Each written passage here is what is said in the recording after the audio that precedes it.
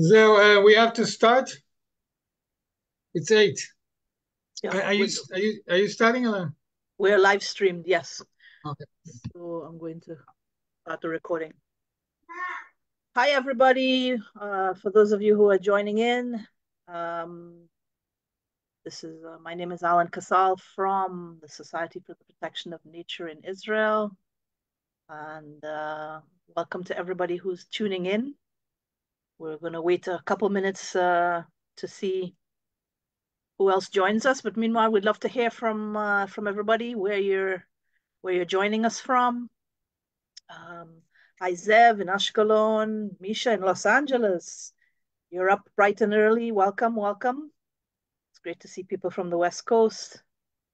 Here in Israel, we're finishing up a very hot and dusty, windy day. So it's nice to have the cooler air coming in at night. Jane from New Mexico, welcome. Jess Modi'in, local person. Welcome, welcome. Newton, Massachusetts. Hello, hello. Johannesburg. Always great to see someone from the Southern Hemisphere with us today. I'm going to give people a couple more minutes just to log on from wherever they are in the world before we get started. Hi, Jackie from Wales, Suzanne from New Mexico. Paul, it's good to see you, Paul, over there in Toronto. Another Newton, Massachusetts person. Barbara, welcome. Arizona, Portland. It's great to see the West Coast so well attended today. I'm going to give people another half minute or so to log on. Make sure we have everybody before we get started.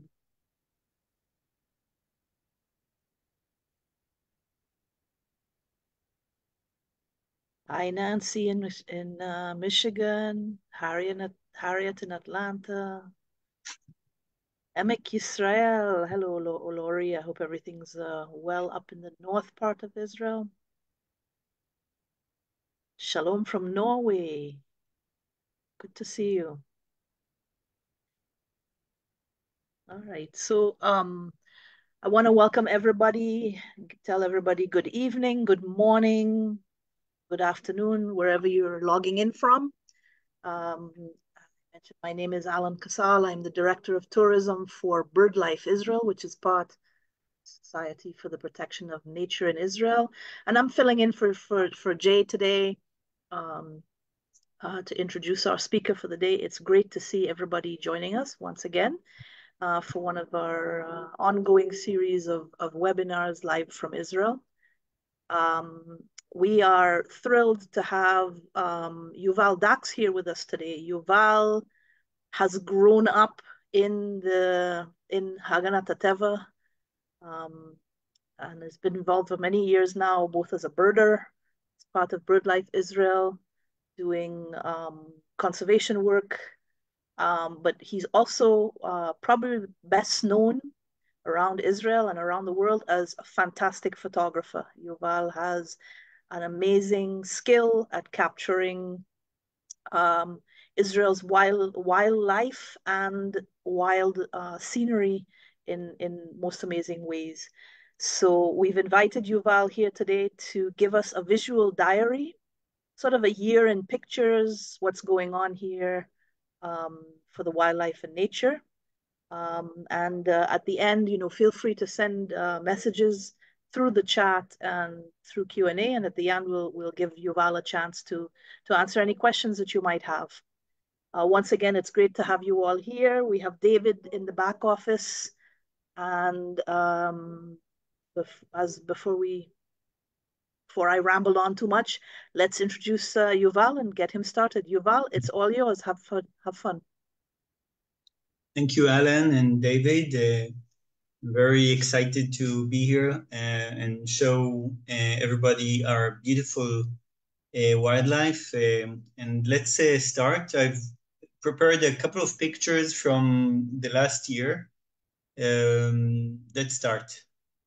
So a little bit about myself. I'm this is how I started. Here in Israel, as a young bird watcher, I had a heavy pair of binoculars, and since I remember myself, I was always a keen birder, enthusiastic about birds, and I think I'm really lucky to have found my job profession as a SPNI worker. Otherwise, I'm not sure what I would have been doing. So this really kind of saved me. And I just wanted to show you a couple of pictures from Israel from the last year. This is like my personal experience of the Israeli wildlife. And I wanted to start with a picture of Jerusalem. This is my hometown, where a group of citizens, nature lovers, have planted this special flower, the lupin, the blue lupin, which started to cover the whole all of the surroundings of the old city. And we always say that Jerusalem is such a beautiful city, and now we have the wildflowers surrounding it. Um, this year was very special because of the war, of course. I found myself documenting many projects that part of them were connected to the war and part of them were not.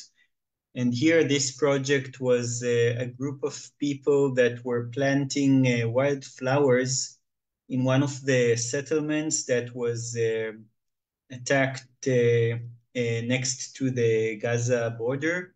These wildflowers are supposed to bloom, have already bloomed this spring, and this is like a very symbolic, showing that there is a kind of a continuity of settlement in those areas which suffered from the war. One of the other projects that I documented this year, which is belonging to our BirdLife Israel organization, is the champion of the Flyways event. This is already going on for maybe the eighth time, if I'm not mistaken. It was initialized by my colleague Jonathan Meirav, and this year, comparing to other years, most of the participants were Israelis, and we thought we are not going to make it happen. We were afraid we'll have to cancel, but eventually about 100 participants came to this event. You can see these young birders watching the flamingos in the salt pans in Eilat, enjoying the wildlife in the times of war. This event is very unique in the sense that it involves lots of young birders. And in fact, this is the next generation of nature conservationists in Israel. You can see all these young bird nerds and geeks, which are all focused in birds. They don't care about anything else. Nothing else matters. You can be a boy or a girl or religious or secular, and they all want to find as many birds as possible. This is my colleague Noam Weiss, which was leading one of the groups. He's the head of the Eilat Birding Center, showing the SPNI staff some birds. And this year, I invested a lot in filming wildlife in the desert, because the most of the other parts of Israel, the northern parts, were totally unreachable, unfortunately, in the last months. And when you think about the desert, you think about some place which is like devoid of living life, but in fact, the Israeli desert is everything other than that. It's full of life, and in my eyes, it's like it's a kind of a, a little bit feeling of Africa. You see so many wildlife when you go there. and but we still suffer a lot from a lot of damage to nature. You can see what can happen when you don't uh, protect the sand dunes. We have a lot of issues with nature conservation, people driving their motorbikes on the sand, and of course this place is devoid of wildlife because of the driving. So we have a lot of challenges here in Israel concerning nature protection. One of the projects I was doing was together with my colleague Amir Balaban. He's also SPNI member. I guess most of you know him. We're really good friends, and on our free time, we just go into the desert. More correctly, I'm privileged to join him and just film wildlife. And these are some of the best weekends we can do now. We were filming these Dorcas gazelles, which is a beautiful animal. In the past, we had thousands of these gazelles roaming about, like just like the gazelles you see in Africa. And this is a key part of the chain of food chain in the desert. You can see the males clashing their horns, fighting for the females who is going to win and be able to mate with the females. So seeing this sight in the desert was really, really exciting for us. You can see these gazelles peeping with their huge ears from the vegetation, which is really, really nice. The hours of activity in the desert are really, really short. You have to come either really early or very late. An hour before evening or just an hour after sunrise. These are the best hours for wildlife filming in Israel.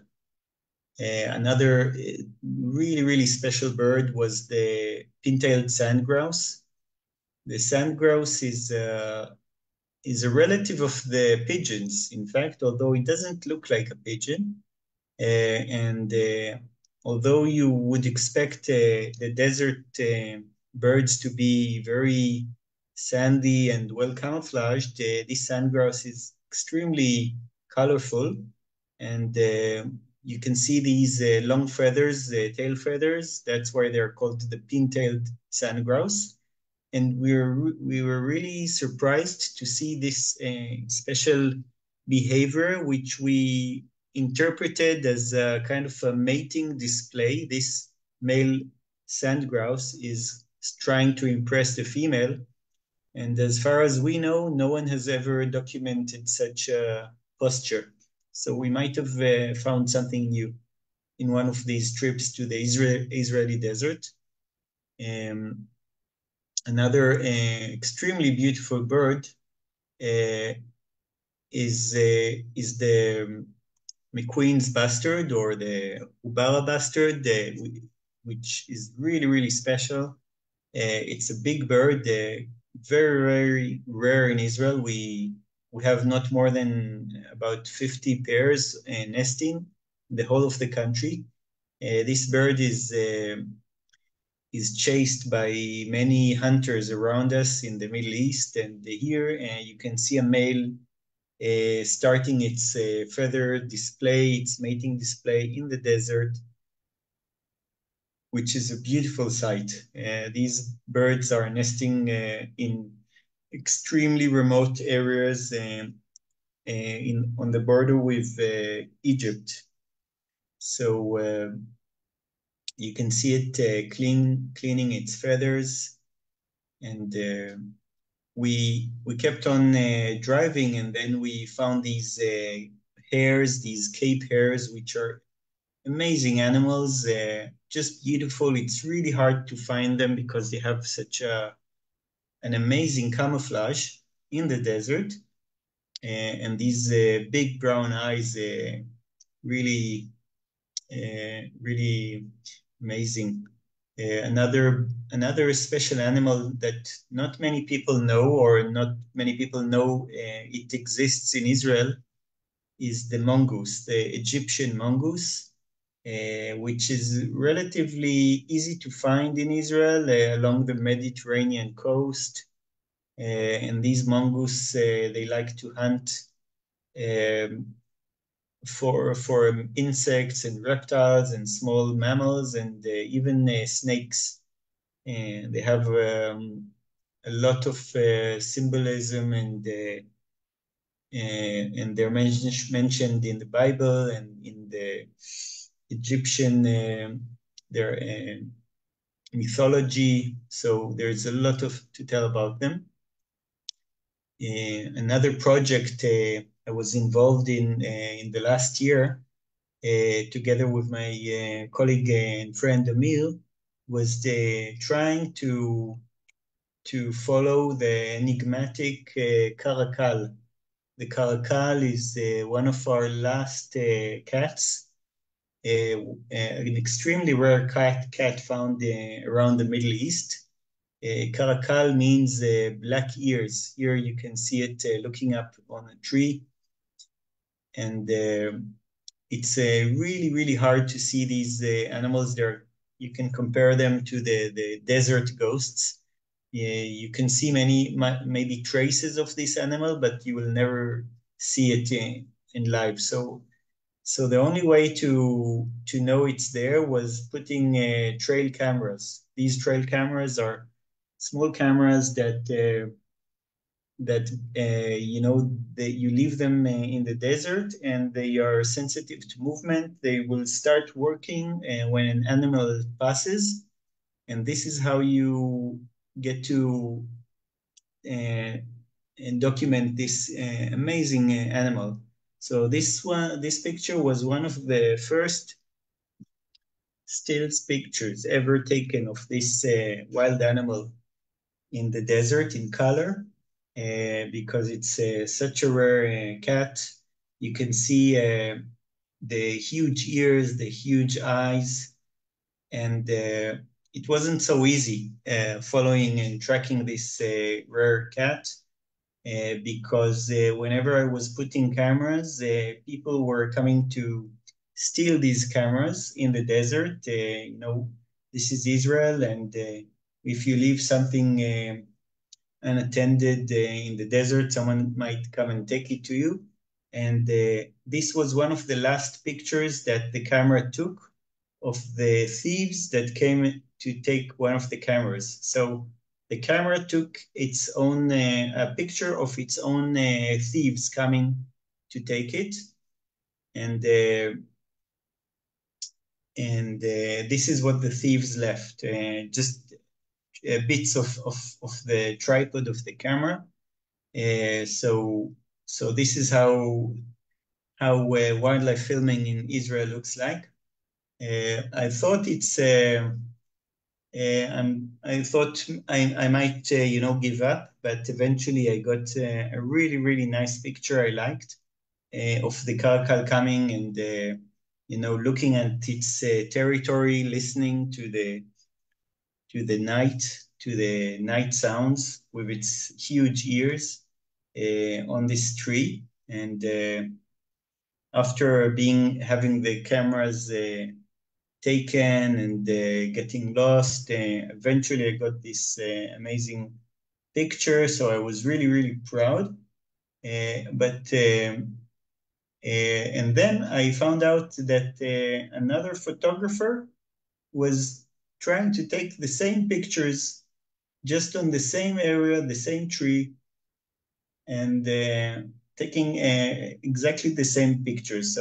So this story is like as it's an ongoing story of the chasing the caracals, trying to to find it, and I will see what happens next. Another strange thing that happened was finding a trail camera that was totally torn into pieces. This is how the trail camera looked, but someone tore it into pieces, and I couldn't understand who it was. And I wanted to show you a video, but now I see it's not working. But just to make it short, eventually it wasn't this caracal, but it was a hyena that was coming to eat one of the trail cameras.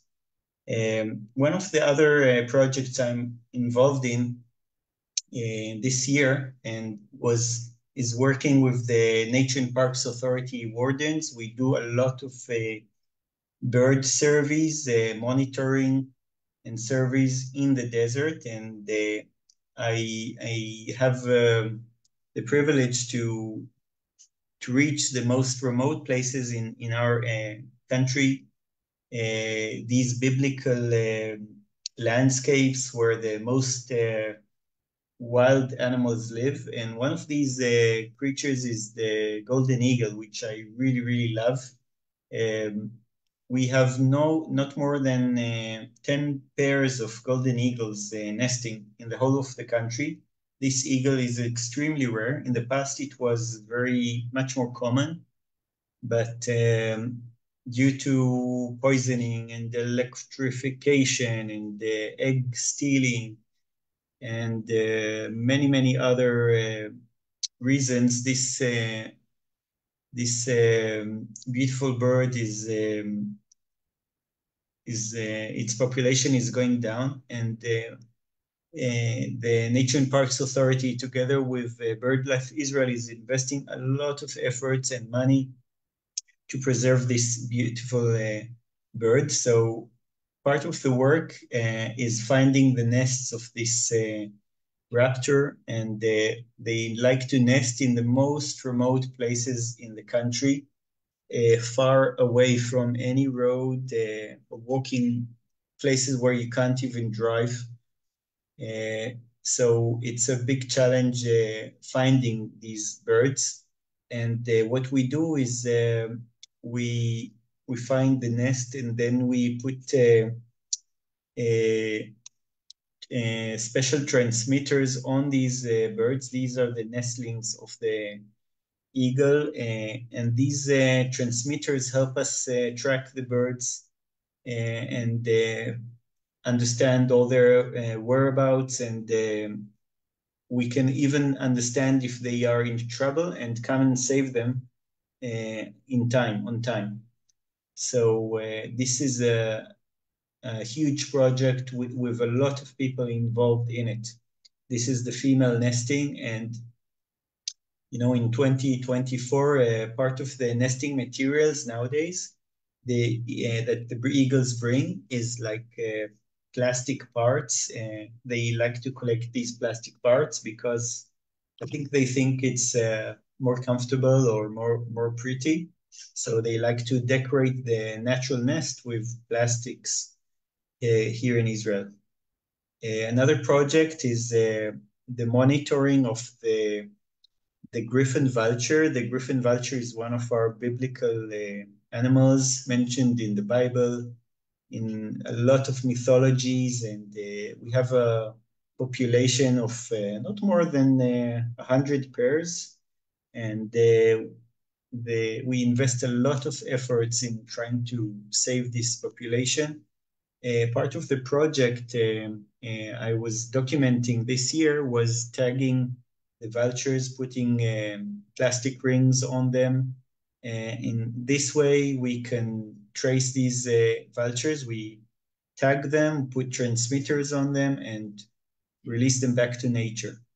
When I count the vultures in a vulture hide, I can sometimes see other birds coming, like this steppe eagle and the Egyptian vulture, which is luckily its population is steadily, very slowly growing.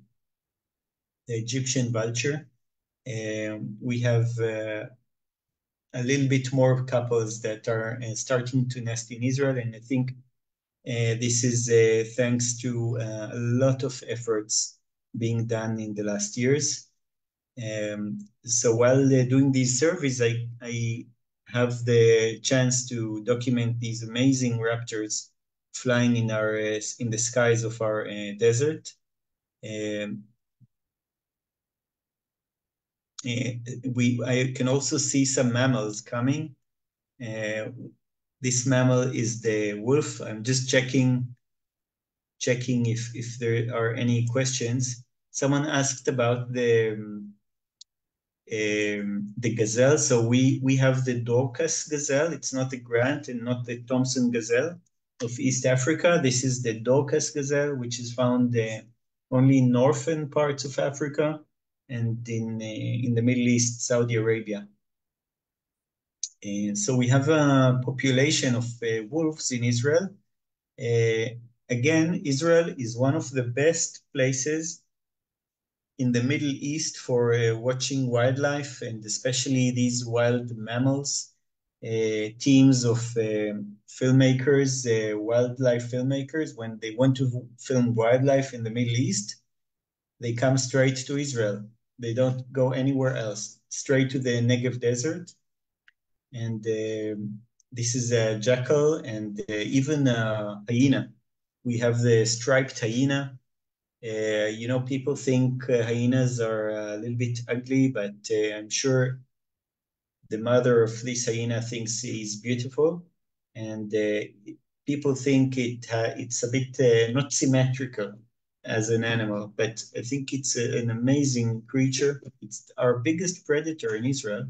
It has huge jaws meant for, breaking bones, huge ears, uh, amazing eyesight for at night, and very, very strong legs, front legs. And with these strong front legs, it can carry enormous weights, like this hyena, which is trying to carry something really, really heavy back to its den. Um, so a little bit more raptors. One of our other amazing raptors is the Bonelli's eagle, which is also maybe thanks to our conservation efforts, is starting to increase in its population. This raptor is suffering from electrocution, standing on electric wires and getting electrocuted. And unfortunately, we have a joint project with the Israeli electric company where they put protection on the electric lines and to prevent these birds from getting electrocuted. Just a minute. One of my projects I was involved in the last spring was filming wildlife in this special habitat. It's called like a border zone. It's a border zone between our Mediterranean area and the desert. And in fact, this area is extremely rich in wildlife. We have these Indian crested porcupines, which are hiding in the den. Porcupines usually are very, very shy as animals. Just a minute, I'm just connecting something. Very shy, but luckily I found this porcupine, roaming out in daytime. And this is a whole family. You always ask, how do porcupines hug or kiss or mate? And this is the answer. They just do it very carefully.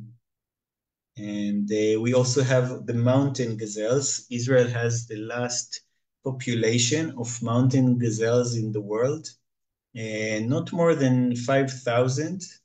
And all population is concentrated in Israel. So this is extremely rich habitat. It looks very barren to most people. It looks like a kind of a desert, but in fact, it's full of hiding spots for animals, and they find their this place. They call this place home. Lots of cliffs and clefts and places to build a nest or dig a den. Um, one of the animals I love most is the fox. Um, we call it the Arabian fox. It's a kind of a red fox, but it's a bit smaller and more has more desert colors. And they have an amazing behavior and uh, amazing behavior. You can watch them. They keep doing amazing stuff. You know, so cute animals, and many of them let you get close. And Israel, I think, has the biggest population in the world of this fox. Again, like many other animals. Uh, so, if anyone has questions, I'll be glad to answer. Um One of the animals that these foxes prey on is the hyrax, the rock hyrax. We have lots of them in Israel, living in the desert. And I was lucky to follow a fox family in this spring, and they had an amazing behavior every day. First thing they were doing was having breakfast. This was a family of 5 cubs, which is a lot for a fox. This mother was a very successful mother. She had these 5 cubs. Imagine how it feels to feed 5 cubs every morning. And when they were finishing to feed, they started playing. They just started roaming about around the den and exploring the surrounding of the den. And the first thing they were doing in the morning was starting to play and fight. And they had these amazing games they were doing together. They were never bored from playing together. They were trying to bite each other, jump on each other, and try to fight on a spot. They were kind of fighting on a imaginary spot, like they were digging a imaginary den and trying to chase away their brothers from this spot where they were digging. And the next thing they were doing after fighting was trying to look for small insects, and they loved playing with these black beetles. We have these black beetles in Israel, and that was the thing they loved most, kind of hunting the beetles, and they were never eating them. They kept them alive. They were just jumping on these beetles every morning, which was beautiful. This is the little owl. We have little owls in Israel. We have a special subspecies of little owls, and luckily, I mean, unlucky for the little owl, but lucky for me, I saw how the father was catching a little owl and bringing it into the den. It just caught this uh, unlucky owl and brought it to one of the cubs, and you can see how the cub is eating and playing with the feathers of the little owl in Israel. So this is a really, you really see these things happening on a daily basis when you go out to nature here in Israel. Not everything is going as planned here in Israel. We have many conservation problems in Israel.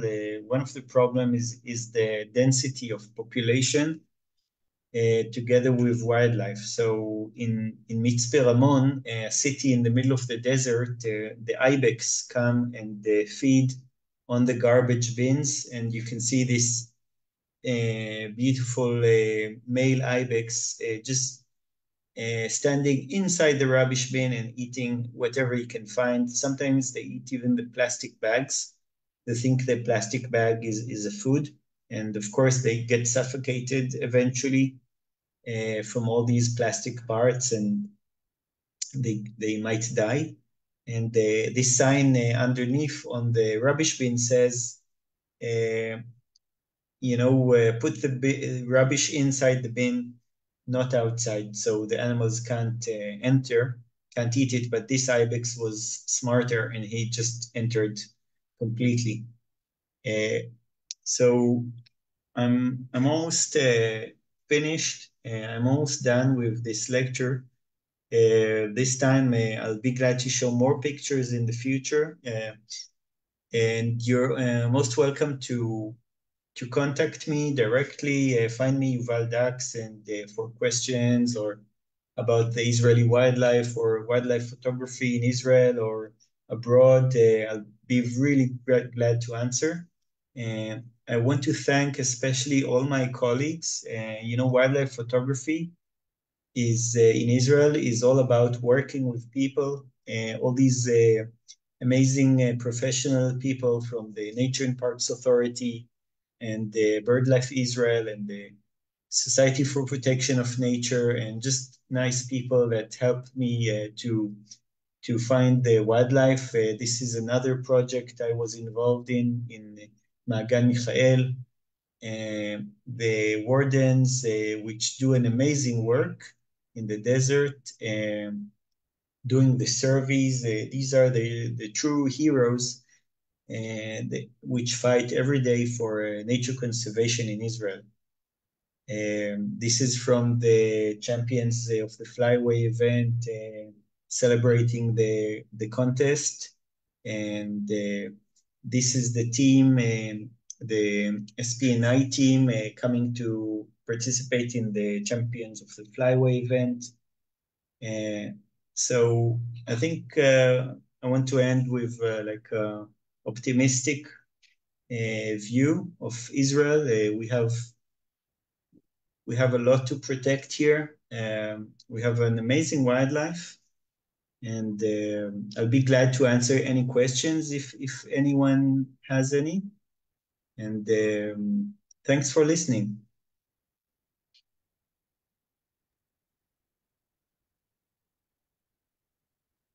Thanks a lot, Yuval. As usual, some fantastic photographs. It's always fun to see. I was that photograph with the little owl being eaten by the foxes is really amazing. Sad but amazing. I love those little owls. So there are a few general questions on the chat and on the Q&A. There's someone who asked about bird flu epidemic. So this year we did have some bird flu come through during the winter that affected the cranes mostly, but not in huge numbers like we had a couple of years ago. And it's being monitored very closely by the National Parks Authority and SPNI. And we actually did a webinar a couple months back specifically about this. It's probably on our website if you want to learn more about it. But it was not a seriously bad year as far as bird flu, although bird flu is becoming a big problem all around the world, and it's something we're very seriously monitoring because it's such a big issue. Yuval, you see any other questions you want to answer? I see a lot of thank yous. If you have any questions, that's the time to ask. I'll be really glad. But so Susan says you mentioned one project that you did that was connected to the war. Are there other projects that you did or are doing? And also, is there a way to contact you directly? Yeah, of course. You can find me on the web, on Facebook, Yuval Dax. Yuval Dax, I can write it down. Just a minute, and I think to be sincere, wildlife for me, wildlife filming is the best escapism you can do, and I just wanted to, film wildlife. Our country is changing constantly, and it's a mission for me to keep documenting our nature, because you never know if it's going to stay there next year, and the changes are becoming faster and faster. In my life, I see places that have already changed, have disappeared, the animals that are disappearing. So this is my mission, to keep documenting the nature. And what else? So we're being asked about so there are a lot of projects ongoing right now regarding the war. We've done a couple different webinars on that as well that are available on the website Nature Israel. Uh, um, a lot of what's going on right now is monitoring and planning for after. So a lot of the areas we still can't get into, and but we are actively planning um, together with other organizations what will be the response once we can get into the areas and take care of uh, habitat damage and so on that has taken place. We have someone asking about SPNI tours. We do offer SPNI tours on a variety of different topics, 1 day tours, half-day tours, and also longer visits of I think the mission in November is about 10 days. It's all available on the Nature Israel website, and you can contact us, and we're happy to send you information. And this webinar is available also on the website, and it will be on our Facebook page, the Society for the Protection of Nature in Israel. Someone is asking about the use of bird hides. Do you use bird hides when you do photography? Yeah, it's like anywhere in the world, I use blinds, wildlife blinds. I just put it, and this is the best way to film wildlife from close proximity. We have a couple of bird hides in Israel. In Eilat, we have a couple of bird hides. In the Negev Desert, we have a couple of them. And many of the pictures are from these hides. We have another hide in Jerusalem, the Jerusalem Bird Observatory, and the Tel Aviv Rosh Tzipor Birding Park. So everyone is welcome to contact me to get some more information about these locations. In general, Israel is one of the best birding and wildlife photography destinations, for sure, in the Middle East and in the whole region. Um, Absolutely. And Yuval, we're being asked about are your photographs available for purchase? Are you going to put out a book? Yeah, What's the answer to that?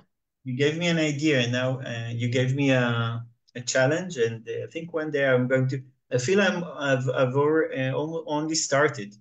I've just started, but I'm sure I'll do it. I'm sure I'll do it in one stage. Like, it's going to be something really beautiful. Fantastic. Any last thoughts? Let me see, just make sure there's still some questions coming in. The blue flowers at the end were the same ones that were on the beginning, the lupin, which Yeah, correct. can It's be the found same in several location. places. Yeah. Mhm. And I'm posting on the internet now the location for um, where you can find the nature tours. And also, if you would be interested in in donating to help us with our conservation goals and projects, you're more than welcome. We welcome all the help we can get. There's a lot of work to be done, a lot of work still to be done after this conflict is over and the dust settles. We're going to have a lot of conservation work to do to keep up with any of the damage that's been done. Any last questions? Someone's asking about the name of the dog native to Israel. I'm not sure. Is there a wild dog besides the jackal and the wolf? Yeah, I don't know of We have one. the foxes. We have the Arabian fox. Maybe that's what you meant. Maybe. Do you show these photos in schools? Well, we definitely use Yuval's photos and many other photos by our very talented bird photographers here in Israel in all the educational programs that we offer. Um, and yeah, uh, it's a very important part of our education. So thank you everybody so much for participating. Yuval, as usual, thank you so much for sharing your talent and your skills, and these most amazing photographs. And thank you all for joining us all from all over the world. It's always a pleasure to see you all. And we'll see you soon, either online or here in Israel. Take care. Bye.